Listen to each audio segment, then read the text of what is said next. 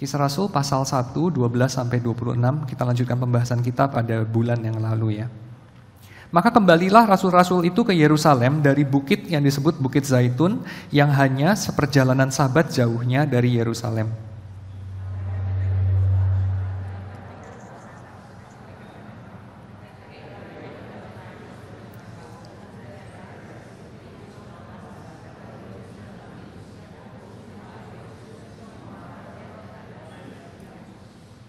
Mereka semua bertekun dengan sehati dalam doa bersama-sama dengan beberapa perempuan serta Maria ibu Yesus dan dengan saudara-saudara Yesus.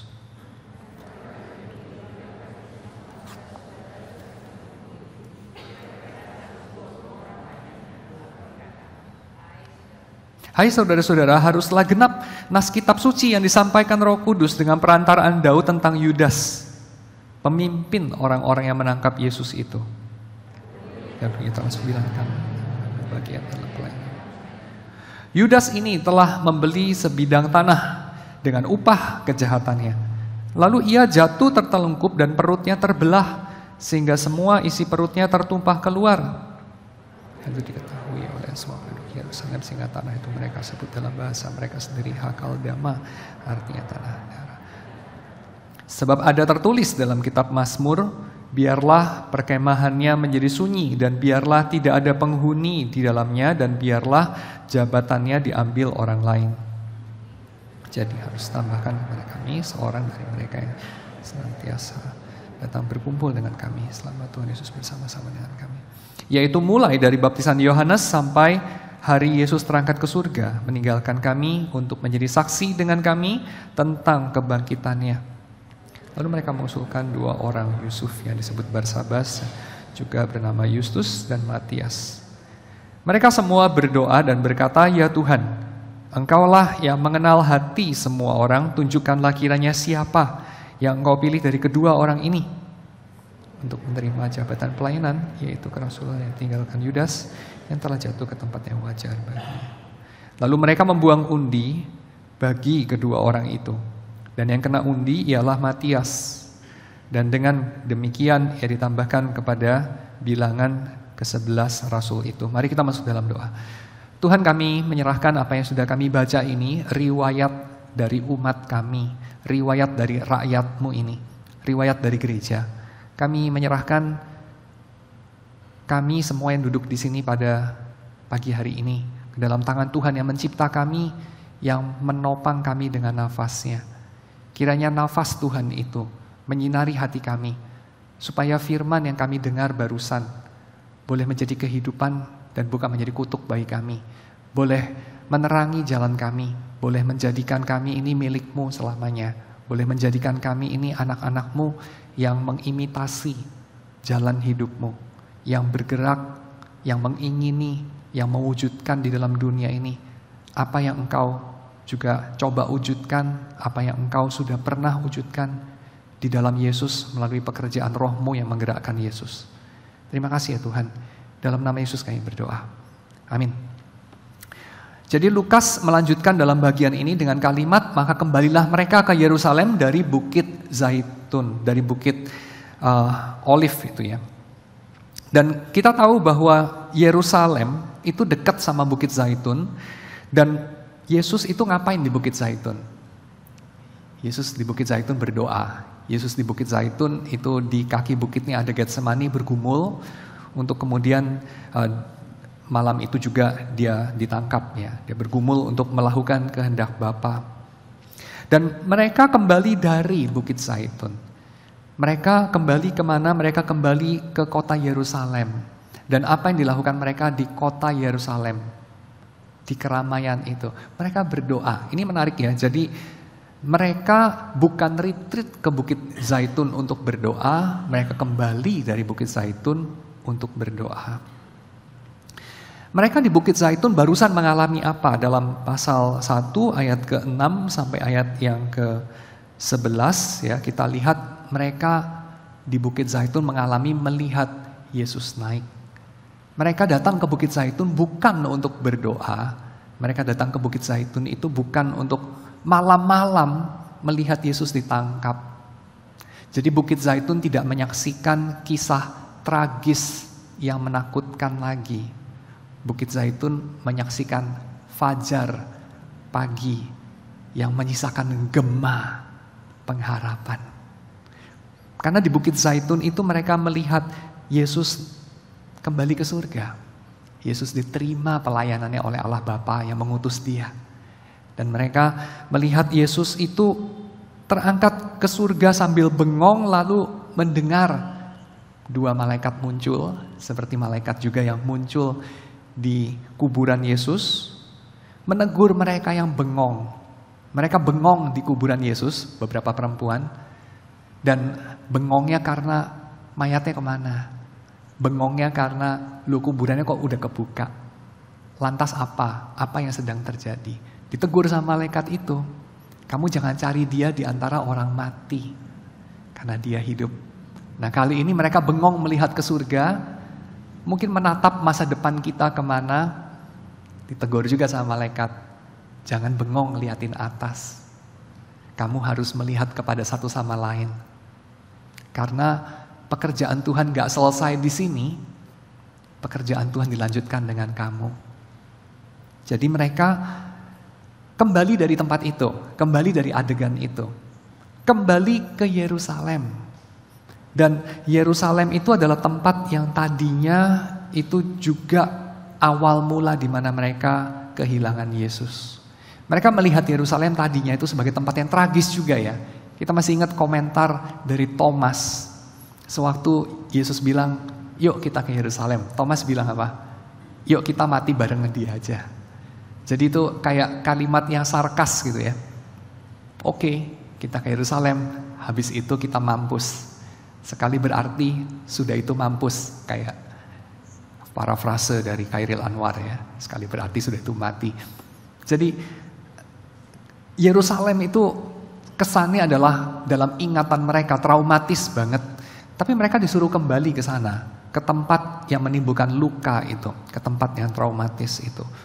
Bukan untuk mengorek-korek koreng mereka supaya berdarah lagi dan lebih sulit sembuh, tetapi untuk mereka menyaksikan bahwa di Yerusalem itu tidak hanya bisa ada pertumpahan darah, bukan hanya ada orang yang tidak bersalah dibunuh, bukan hanya ada kekuasaan menjadi kelaliman, tetapi bisa ada sesuatu yang berbeda di Yerusalem.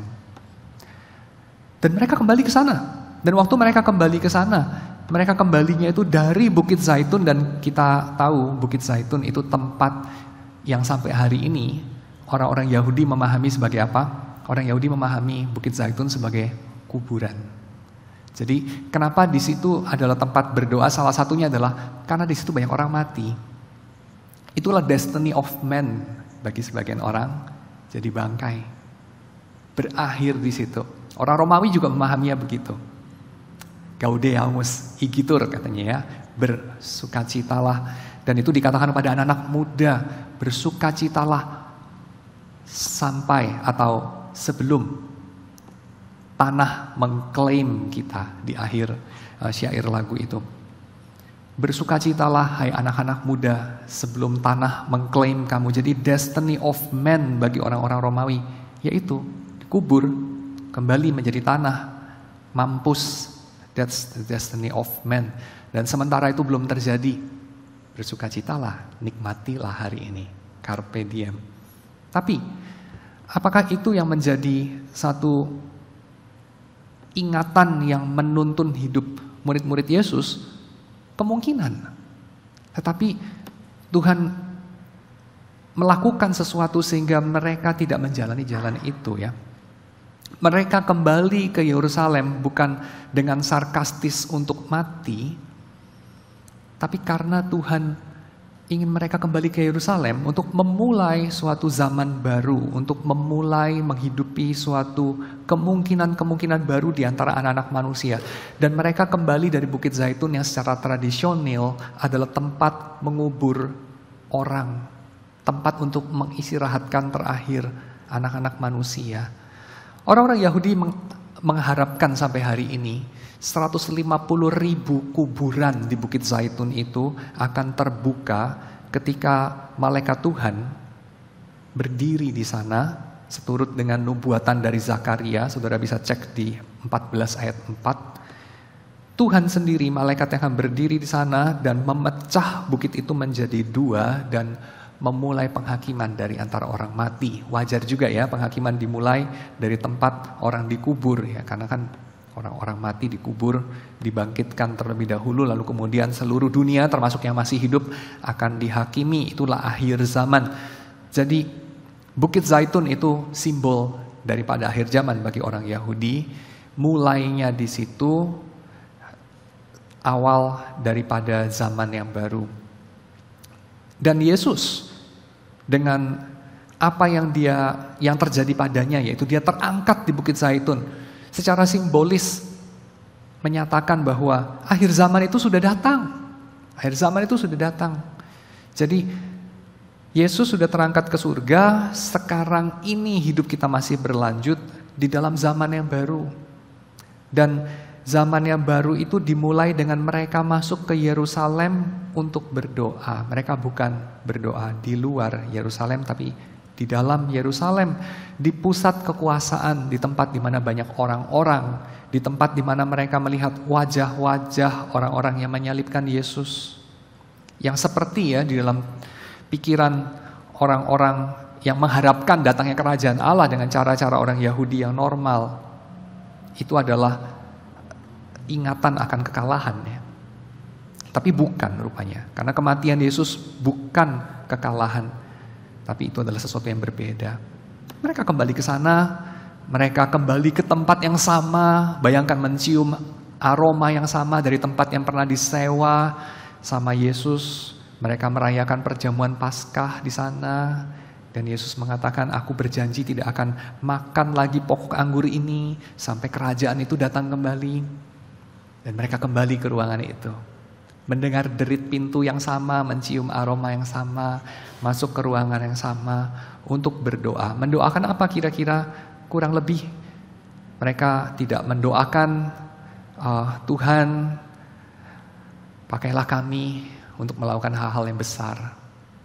Mereka bukan mendoakan Tuhan, ambillah nyawa dari Kayafas, imam besar itu. Tuhan, hancurkanlah Romawi yang dengan kurang ajar sudah membunuh guru dan Tuhan kami. Bukan itu yang mereka doakan saya kira, tapi mereka mendoakan apa yang diajarkan Tuhan Yesus sendiri. Jadilah Tuhan kehendak-Mu di bumi seperti di dalam surga. Karena kehendak Tuhan selalu terjadi di surga, tapi kehendak Tuhan tidak selalu terjadi di bumi. Dan karena Yesus sudah kembali ke surga, sekarang mungkin saja terjadi kehendak Tuhan itu dijadikan di bumi. Maka mereka mendoakan itu. Mereka mendoakan itu saya kira di kamar atas yang sama, di mana mereka beberapa hari sebelumnya merayakan Paskah bersama dengan Yesus. Dan cara bagaimana Tuhan memakai mereka, kita tidak diberitahu pada poin ini, kita akan tahu dalam pasal-pasal berikutnya. Tapi yang pasti mereka memulai dengan berdoa, mereka memulai dengan menunggu, mereka tidak memulai langsung do something. Kita ini orang modern punya eskatologi adalah progres. Progres itu kita yang akan maju, kita yang akan mengubah, kita yang akan menjadikan dunia ini baru. Barangkali itu yang ada di dalam benak para pendiri Amerika ketika mereka mengeluarkan sebuah slogan yang sampai hari ini tercantum dalam lembaran uang dolar. Novus Ordo Seclorum. Ordo dunia baru, tatanan dunia baru. Novus Ordo Seclorum. Dan kita tahu manusia mendirikan ordo dalam dunia ini. Dan ordo yang didirikan itu adalah seperti digambarkan Yesus, pemerintah yang lebih tinggi, yang lebih kuat, yang lebih pandai, yang lebih berkuasa, yang bisa bikin orang lain melakukan kehendaknya. Mereka memerintah atas orang-orang itu dengan kejam. Dengan kejam. Itu yang dilakukan Romawi, itu yang dilakukan orang-orang Yunani, itu yang dilakukan orang-orang Mongolia, itu yang dilakukan orang-orang Inggris atas India, itu yang dilakukan orang-orang Belgia atas tempat tertentu di Afrika, dan seterusnya dan seterusnya. Itu yang dilakukan manusia atas manusia-manusia lain. Menaklukkan mereka. Sehingga terjadilah kehendak manusia itu atas orang banyak. Dan Tuhan memberitakan kabar soal berakhirnya ordo itu dan mulainya ordo yang baru. Tapi dalam ordo yang baru ini tidak terjadi manusia yang satu menaklukkan manusia lain. Terjadi apa?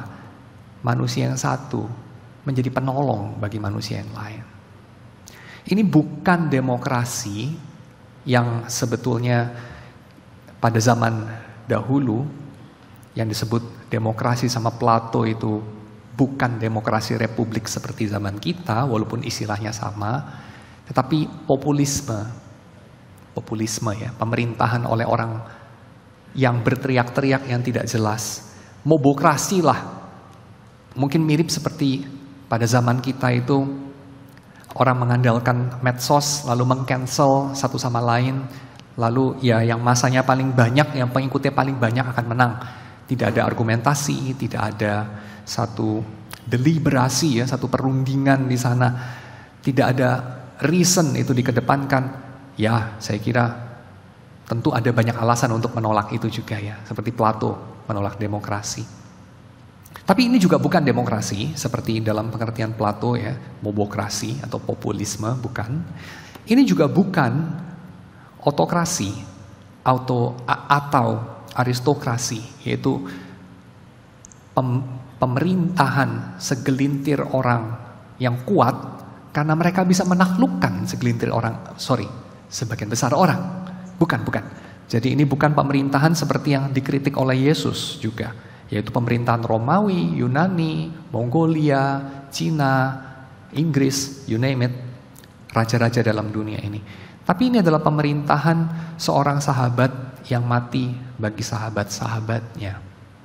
Ini adalah pemerintahan satu ordo, satu tata kekuasaan di mana manusia yang satu menjadi penolong bagi manusia yang lain, bukan penakluk bagi manusia yang lain.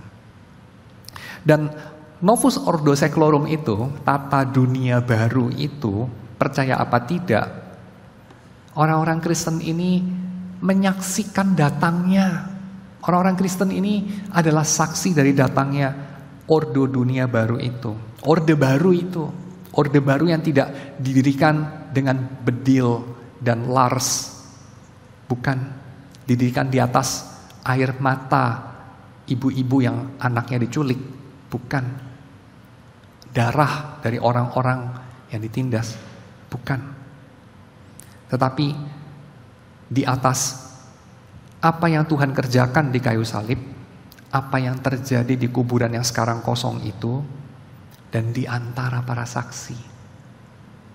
Dalam realitas tak terlihat, secara internal mereka itu menjadi orang-orang yang berbeda. Petrus, Yohanes, Yakobus, dan epitomnya barangkali Saulus. Mereka menjadi orang-orang yang berbeda karena datangnya tata pemerintahan baru itu. Mereka memerintah secara berbeda. Mereka memerintah ciptaan ini secara berbeda dan menghadirkan pengalaman hidup yang berbeda. Sebuah dunia yang berbeda. Dan itu tidak dimulai dari doa, Tuhan jadikan saya besar, Tuhan pakailah saya, barangkali lebih besar dari dia atau mereka. Bukan. Tetapi itu dimulai dari Tuhan, jadilah kehendakmu, apapun itu, di bumi seperti di dalam surga. Karena kehendak Tuhan bisa jadi dengan banyak cara. Caranya nggak cuma satu ya.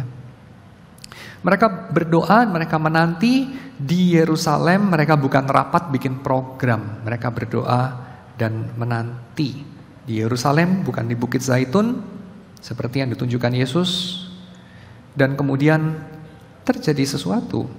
Terjadi sesuatu, yaitu ada indikasi perkumpulan itu menjadi makin banyak ya. Ada 120 orang berkumpul di sana waktu Petrus berdiri. Di dalam ayat ke-15 sudah 120 orang banyak berkumpul ya. Entah dari semula segitu atau baru kemudian secara bertahap menjadi segitu ya, 120, kita tidak diberitahu oleh Lukas secara pasti. Tapi 120 orang dari orang-orang yang menangis karena gurunya dan tuannya sudah dibunuh oleh orang Romawi dan mereka tercerai-berai, saya kira itu bukan hal yang terlalu buruk ya, 120 orang itu. Saya kira itu satu pertanda yang baik. Saudara bisa bayangkan ya, orang-orang ini yang menyaksikan Yesus terangkat, mereka tiap-tiap hari berdoa, berkumpul di Yerusalem, di ruang yang disewa Yesus yang mungkin uang sewanya untuk sebulan atau 2 bulan, jadi mereka tinggal lanjutkan.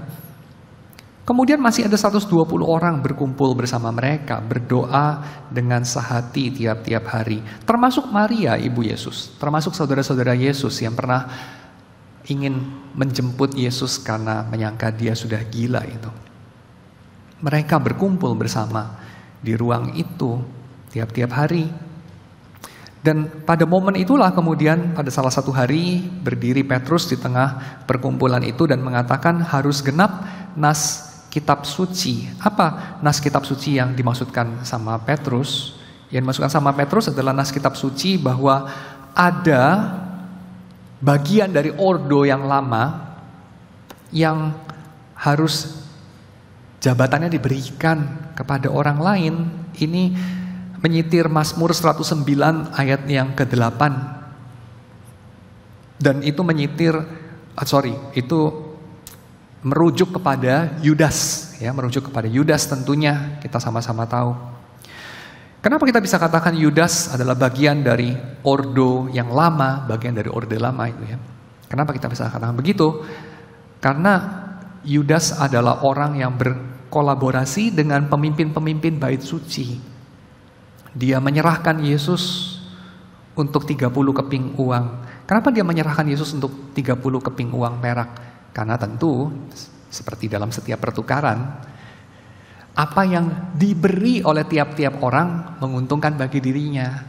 Kalau kamu bawa uang misalnya 3 juta rupiah ke toko arloji, kira-kira setelah terjadi transaksi kamu senang atau sebelum terjadi transaksi kamu senang? Setelah, kan gitu. Kalau nggak terjadi transaksi, misalnya arloji yang kamu mau beli sudah habis, sudah ngantri. Dulu pernah ada tuh ya kayak antrian beli arloji plastik atau keramik atau apalah itu ya, yang harganya murah. Biasanya 30 juta jual 3 juta atau berapa lagi. Terus orang ngantri gitu ya di nggak tahu di mana gitu, di sebuah mall yang gede di Jakarta gitu. Bayangkan saudara ada dalam antrian itu. Lalu kemudian udah nyampe di bagian paling depan, sorry ya, dia barusan balik gitu. Tandanya udah habis barangnya. Hari ini kita jual 3.000 biji gitu ya. Habis saudara, orang ke 3.001. Happy nggak? Duitnya utuh loh. Nggak happy kan? Jadi waktu saudara kehilangan duit itu saudara happy. Kenapa? Karena barang yang dibeli lebih berharga buat Anda daripada duitnya. Yang terima duit itu happy nggak? Happy. Karena lebih berharga duitnya daripada barangnya. Buat Yudas, lebih berharga duitnya daripada Yesus. Dia tukar Yesus pakai duit itu. Tapi turns out to be, setelah dia menerima duit itu, menurut catatan Matius dan juga menurut catatan Lukas, Yudas itu nyesel. Baru dia tahu apa yang dia lakukan barusan. Tapi sudah tidak bisa dikembalikan. Tapi dia anyway kembalikan uangnya, 30 keping perak itu. Tetapi Sanhedrin tidak mau menerima uang itu. Ya, uang itu tidak diterima di peti persembahan dalam bait suci. Para pemimpin umat Tuhan yang menyerahkan Yesus itu mengatakan uang ini uang darah. Maka mereka memakainya untuk membeli sebuah kuburan, dan this is very interesting, sebuah kuburan untuk orang asing. Ini mengingatkan kita kepada Abraham sebagai orang asing di tanah yang bukan miliknya itu, tetapi yang dijanjikan Tuhan, membeli sebuah kuburan untuk istrinya dengan sejumlah uang yang besar sekali. Sebuah kuburan yang kemahalan dibeli sama Abraham untuk dirinya sebagai orang asing karena dia tidak ada tempat untuk menguburkan istrinya. Udah kedukaan diperes pula, kira-kira gitu ya dalam cerita Abraham itu. Dan di dalam cerita ini ada satu twist, yaitu kematian Yudas, bukan kematian Yudas lah, pengkhianatan Yudas, ya belum kematiannya ya, pengkhianatan Yudas menghasilkan dia menerima sejumlah uang yang cukup besar, yang kemudian uangnya itu dia tidak mau terima, padahal tadinya dia anggap itu berharga, tapi dia nggak mau. Lalu kemudian itu menyebabkan sumber dari uang itu, yaitu Sanhedrin, yang tadinya tidak mau membeli sebidang tanah untuk kuburan orang asing, sekarang membeli sebidang tanah untuk kuburan orang asing. Artinya pengkhianatan Yudas accomplish sesuatu yang Tuhan mau ada di bumi ini seperti di surga.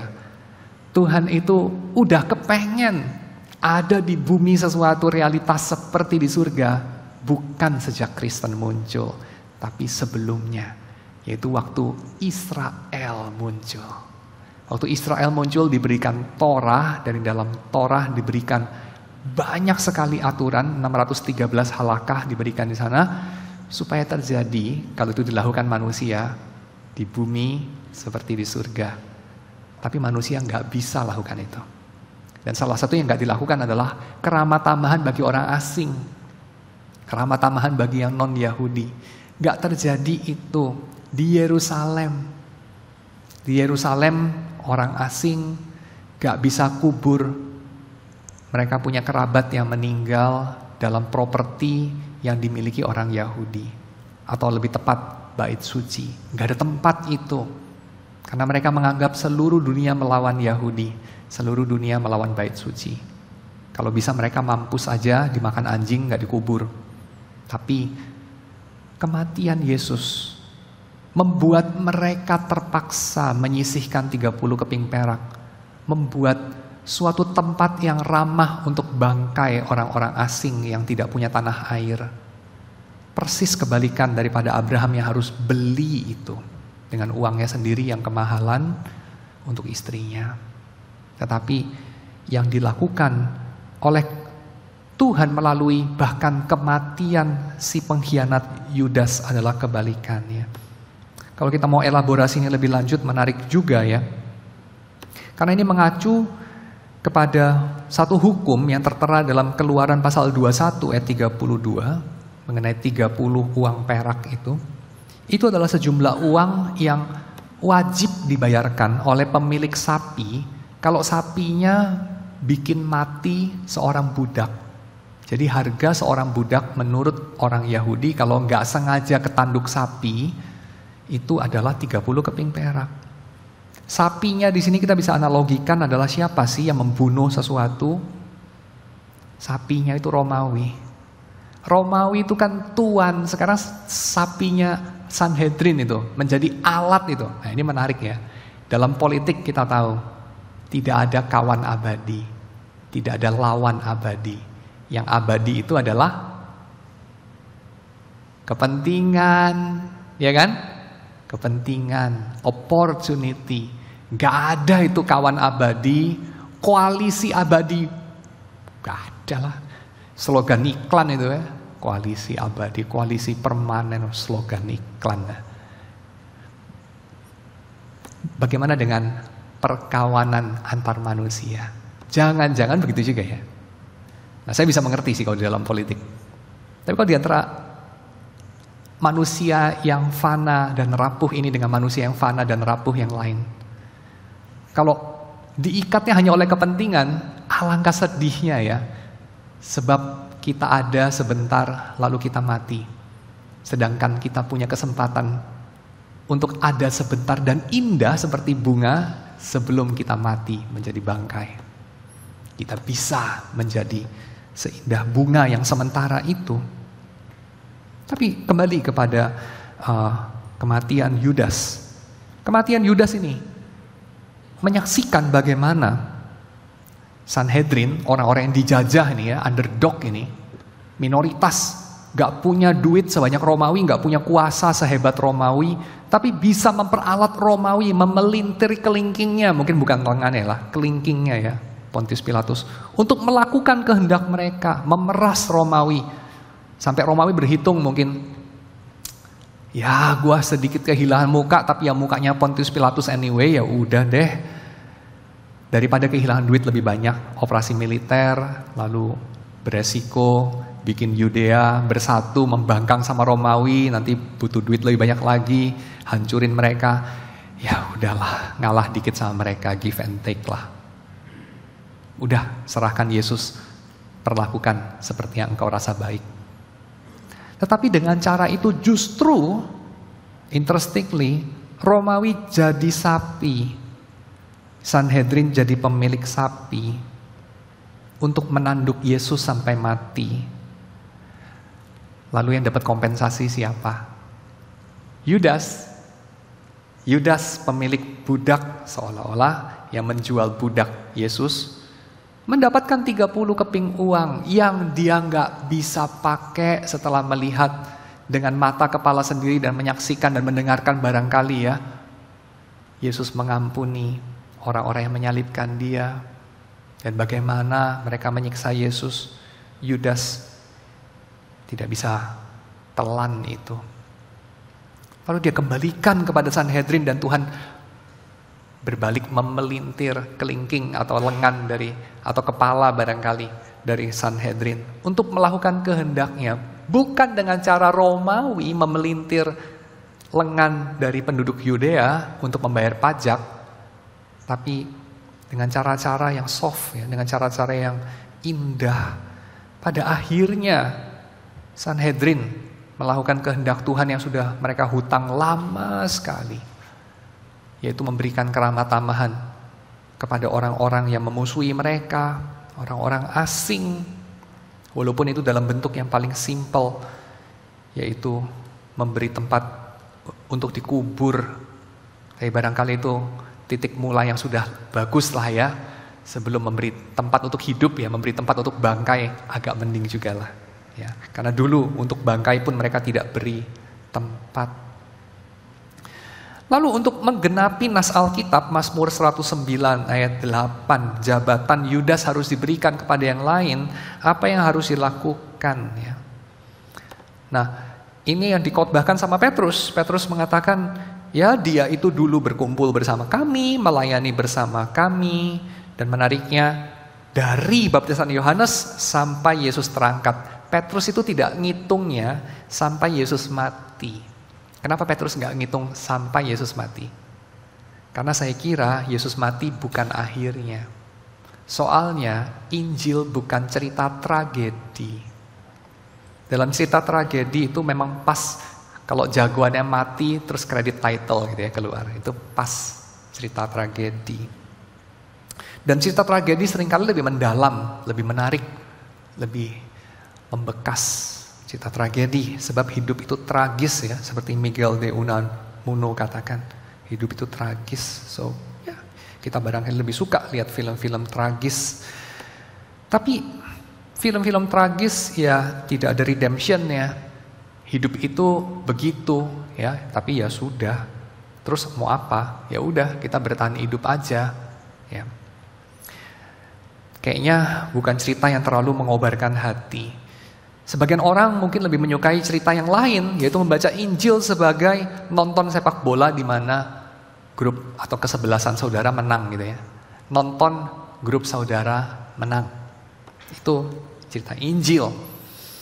Tapi ini juga bukan ceritanya, bukan karena Petrus tidak mengatakan Yudas ini bersama kami melayani sampai kebangkitan Tuhan. Tidak loh. Orang-orang Kristen mula-mula tidak melihat kebangkitan Yesus sebagai akhir babak Yesus. Akhir babak Yesus adalah Yesus terangkat ke surga. Apa signifikansinya? Kalau diakhiri dengan kebangkitan, ini cerita nonton sepak bola di mana grup kesebelasan saudara menang gitu. Hore-hore, kita merayakan sesuatu, tapi orang skeptis kayak saya akan bilang merayakan apa sih sebenarnya? Ya merayakan orang lain menang ya, merayakan orang lain dapat bonus, bisa beli rumah 10 kali ya, atau apapun, merayakan grup sponsor, nanti tahun depan bisa perpanjang kontrak sama grup itu dan segala macam. Merayakan apa sih sebenarnya? Kalau sepak bola grup saudara menang, itu kan random aja sebenarnya kan. Merayakan apa? Orang yang satu cetak gol lebih banyak dari orang yang lain gitu ya. dan segala macam. Ya, tapi yang dirayakan di sini bukan cerita nonton satu pertandingan di mana kesebelasan saudara menang. Yang dirayakan di sini adalah Yesus terangkat ke surga, itu Injil yang kita hidupi. Bahwa kelahiran Yesus disusul dengan karya Yesus, kematian Yesus, kebangkitan Yesus, tapi sampai Yesus terangkat ke surga. Dan ini penting. Kenapa? Karena cerita Yesus yang diakhiri dengan Yesus terangkat ke surga adalah cerita yang bukan sekedar penuh kemenangan, tapi penontonnya pasif. Tapi penuh kemenangan dan penontonnya diundang. Penontonnya diundang untuk melanjutkan ceritanya. Itu yang terjadi dengan kisah Injil. Diakhiri dengan Yesus terangkat ke surga dan lantas hidup harus berlanjut, pelayanan ini harus berlanjut. Kalau diakhiri dengan Yesus bangkit, Yesus sudah menang. Kebenaran menang atas kejahatan. Ya udah selesai, lalu jabatan yang ditinggalkan Yudas, ya udah nggak perlu diganti. Kenapa? Ya kita nggak perlu ngapa-ngapain lagi. Nah ini juga tidak ya.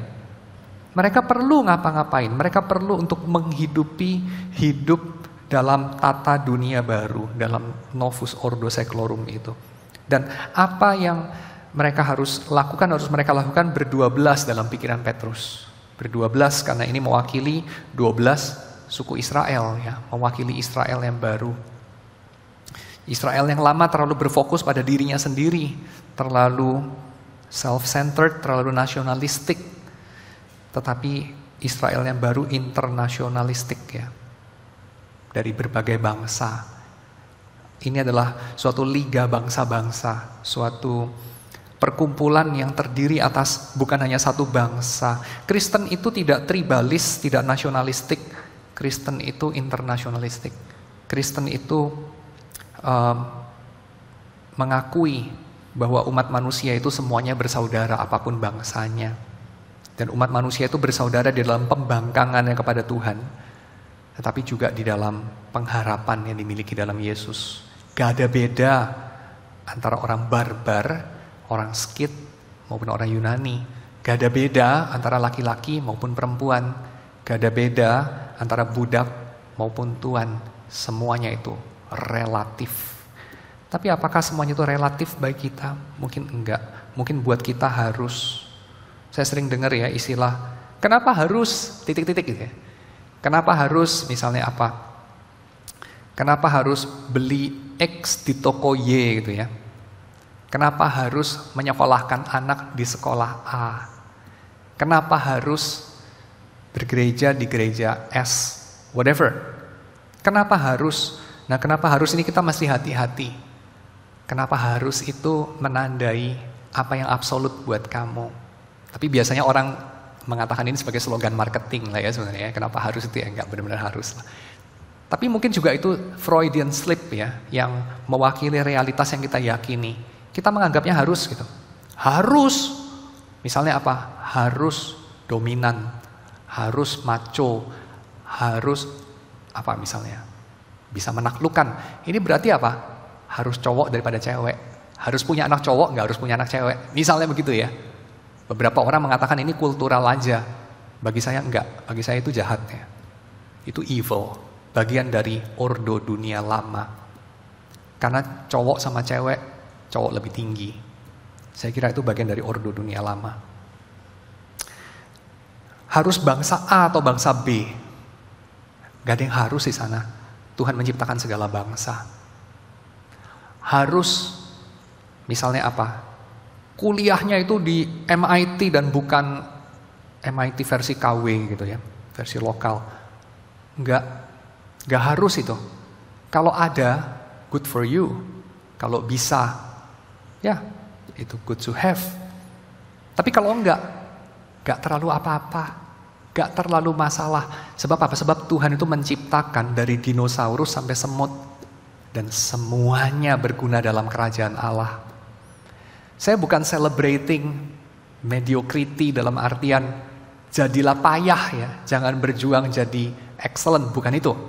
Tapi saya mau bilang, ada orang ya, napas doang, itu persoalan trigonometri di depan dia terpecahkan dengan alamiah gitu ya. Karena dia berbakat matematik gitu ya, cuma napas doang. Ada orang begadang sampai 3 malam, tetap bego matematiknya. Ada yang begitu. Siapa yang bikin begitu? Orang itu kurang rajin. Bukan.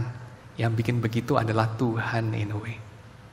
Ya, kalau begonya sampai keterlaluan mungkin juga bukan Tuhan sih ya. Tapi intinya orang itu beragam lah. Poin saya ya, orang itu beragam lah. Kalau saya diadu di oktagon ya, saya jamin gak ada premi asuransi yang bisa mengganti gitu ya.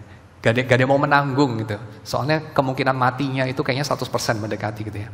Apalagi diadunya sama gak tahu siapa gitu ya. Itu hampir pasti mati punya gitu. Tapi ada orang-orang yang kayak napas doang kekar gitu ya. Ada orang begitu kan. Kayak gak usah nge-gym deh lu. Napas doang gitu, kekar dia. Kayaknya kayak banteng gitu. Susah dikalahkan. Ada orang begitu. Ya. So ya, saya kira siapa yang menciptakan begitu, siapa yang bikin begitu? Di antaranya Tuhan. Apa bagian kita? Bagian kita merayakan, bersyukur, bergembira. Gak ada yang harus di sini. Ada yang harus sih. Harus bersyukur. Harus merayakan. Harus melihat keindahan. Yes, saya kira itu. Cuman kita menyempitkan kriteria bersyukur kita gitu. Kita bersyukur kalau ada orang-orang seperti XYZ yang mana itu kriteria kecil banget dan membosankan banget. Gitu-gitu aja. Selamat ya, Jeng, anakmu sudah jadi orang. Itu kira-kira itu namanya jadi orang itu jadi apa? Jadi kayak apa? Seringkali ya, anaknya jadi kayak Jeff Bezos gitu ya. Dari dosen mentereng ya di Stanford kalau nggak salah ya. Jurusan apa, matematik atau apa gitu. Terus buka toko buku gitu katanya. Lalu sekarang toko bukunya nggak cuma jualan buku gitu ya. Lalu kayak mewujudkan mimpinya out of nothing gitu, from nobody to somebody gitu, from zero to hero gitu. Nah, selamat ya Jeng, anakmu sekarang orang. Dulu kamu melahirkan monyet kira-kira. Nah itu saya kira ya narasi yang keliru, penyembah berhala itu. Itu tidak ada yang harus dengan itu. It's good to have. Kalau kamu bisa, kamu harus wujudkan. Karena memang Tuhan titipkan itu. Tuhan tuh bikin dinosaurus yang mungkin lahir sebagai bayi dinosaurus. Tapi Tuhan gak kepengen, misalnya apa ya, kelinci jadi dinosaurus gitu, membosankan sekali. Dunia ini isinya cuma dinosaurus. Dinosaurus pun jenisnya banyak kok. Kan gitu. Jadi saya kira kita mesti lebih open-minded terhadap keragaman dan hati-hati sama keharusan.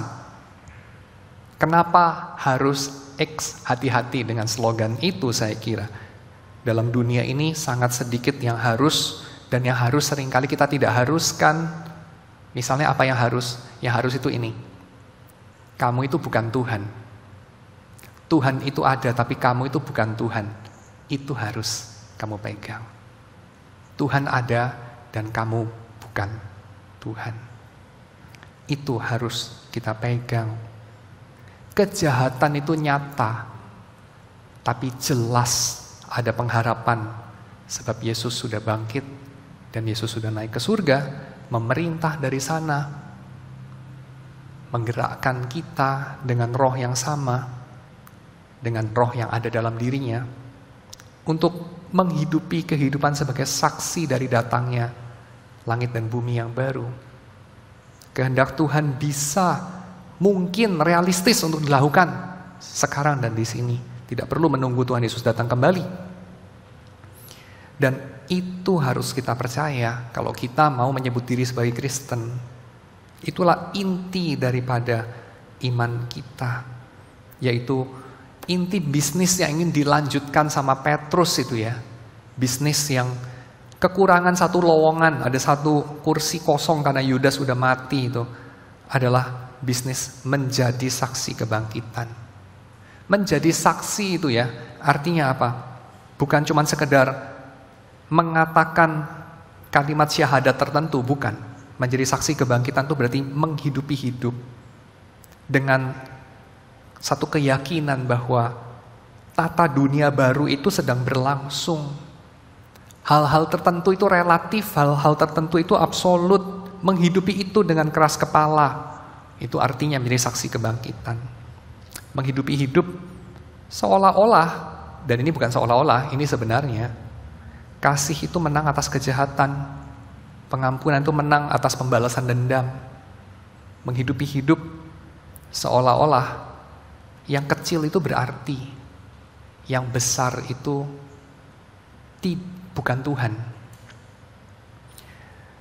Menghidupi hidup seolah-olah Tuhan itu adalah Raja. Itu panggilan kita sebagai saksi dari datangnya kerajaan Allah. Tapi kadang-kadang gereja itu kan memang berfokus kepada Injil yang tragis saja. Yesus sudah mati bagimu, itu yang diberitakan. Dan titik, Yesus mati bagimu. So, ya ada loh yang mencintai kamu. So itu sesuatu banget lah. Kamu dicintai, oke?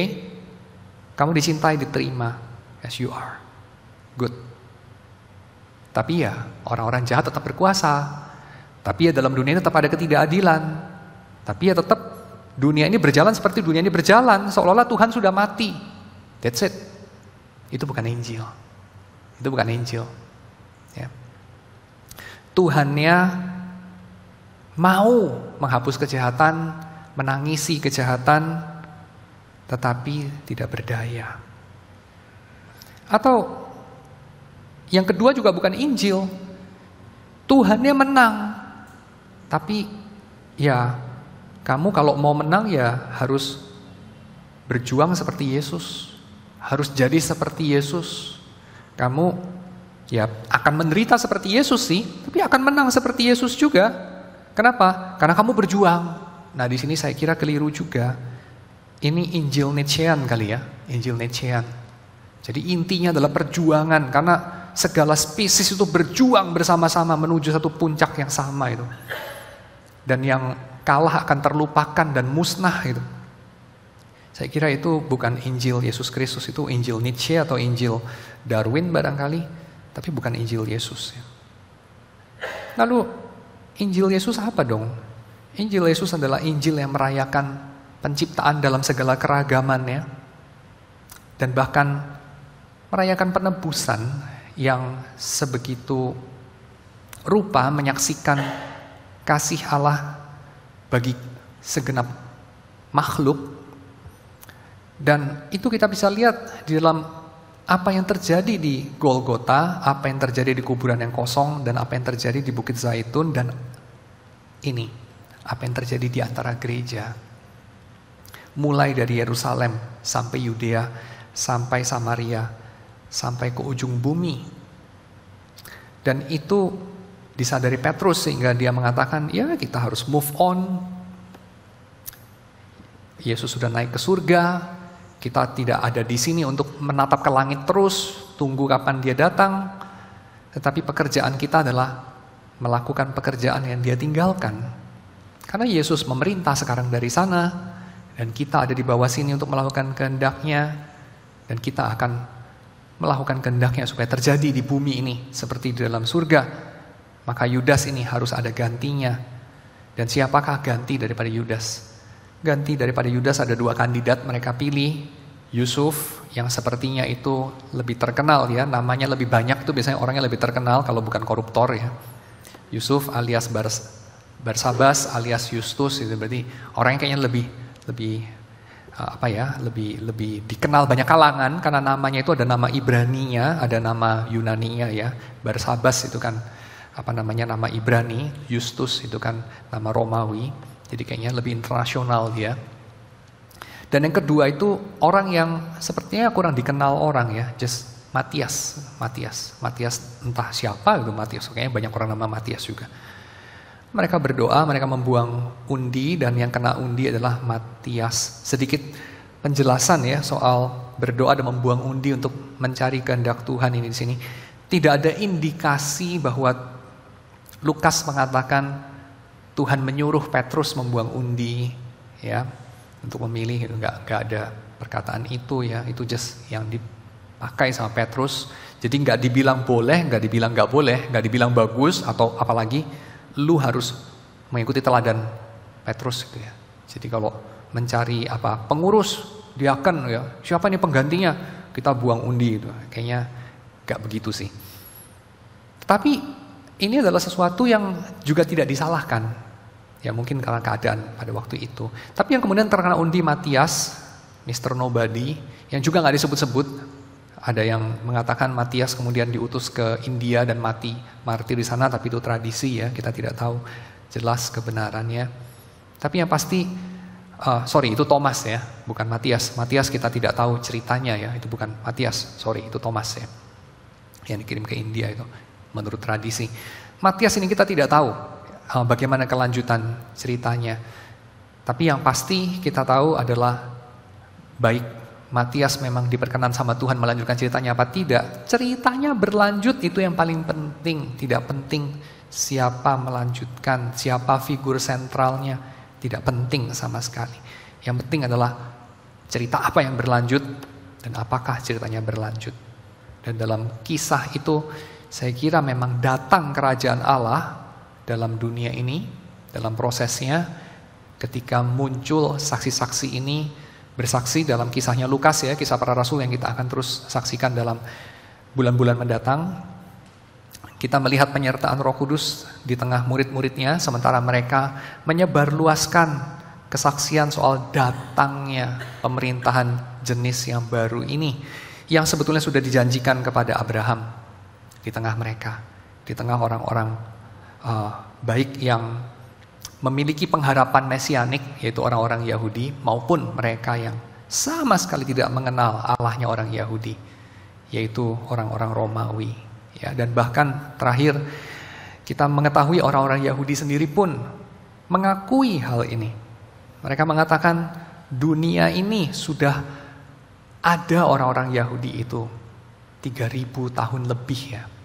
Dalam planet ini sudah ada orang Yahudi itu 3.000 tahun lebih, mungkin 3.500 tahun. Tapi berapa sih jumlah orang Yahudi? Penganut agama Yahudi itu berapa sih? Gak banyak. Lalu Rabi Yahudi ini mengatakan, tapi dunia ini selama 1.500 tahun pertama orang Yahudi hadir, berapa banyak sih penganut monoteisme? Gak banyak, dia bilang. Ya, gak banyak. Seluruh dunia itu semuanya ya boleh dibilang itu bukan monoteis. Ya, mereka itu percaya ilah-ilah itu banyak.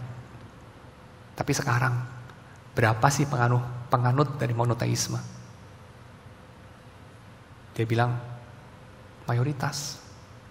Mayoritas kalau orang percaya adanya Tuhan itu Tuhannya monoteis ya. Dan itu sesuatu yang kira-kira ya orang-orang Yahudi ini bilang itu jasanya siapa? Itu karena apa? Apakah itu karena pekerjaan orang-orang Yahudi? Jawabannya bukan. Bukan ya. Karena mungkin seperti yang Yesus katakan, orang Farisi itu pergi sampai ke seberang lautan untuk mempertobatkan satu orang ya. Tapi dia sendiri menghalangi orang itu masuk dalam kerajaan surga.